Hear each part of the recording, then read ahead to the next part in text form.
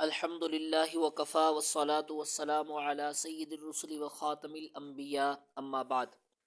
محترم سامعین، ہم اسود عنسی ملعون کا قصہ تفصیل سے بیان کر رہے تھے کہ حضور نبی کریم صلی اللہ علیہ وسلم نے یمن کے اطراف میں جو علاقے مسلمانوں کے تھے اور ان کے عامل اسلام پر قائم تھے، سب کو خط لکھا جس کا مضمون تھا کہ سب مسلمان اپنے دین پر قائم رہیں اور سب مسلمانوں کو چاہیے کہ وہ اسود عنسی کے قتل کے لیے کھڑے ہو جائیں، چاہے میدان مقابلہ میں اس کو قتل کریں، چاہے خفیہ طور پر۔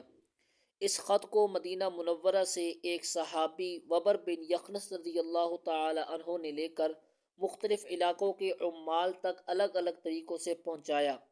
حضر موت میں حضرت معاذ بن جبل رضی اللہ تعالی عنہ نے سب لوگوں کو اسلام پر جمع کر دیا تھا۔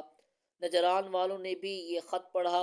حضرت فیروز دہلوی رضی اللہ تعالی عنہ اور ان کے احباب تک بھی یہ خط پہنچا۔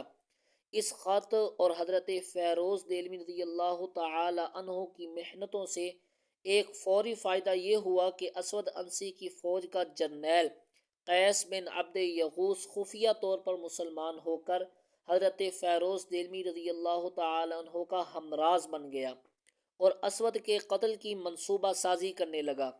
یہ خط جشیش ابن دہلوی تک بھی پہنچا۔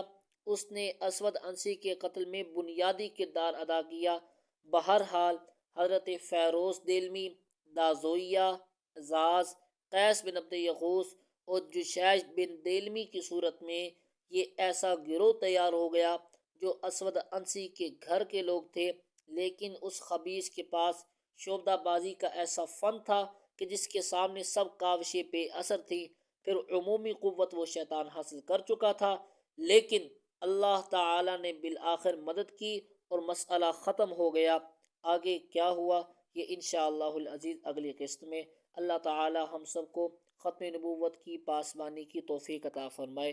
وآخر دعوانا ان الحمد للہ رب العالمین۔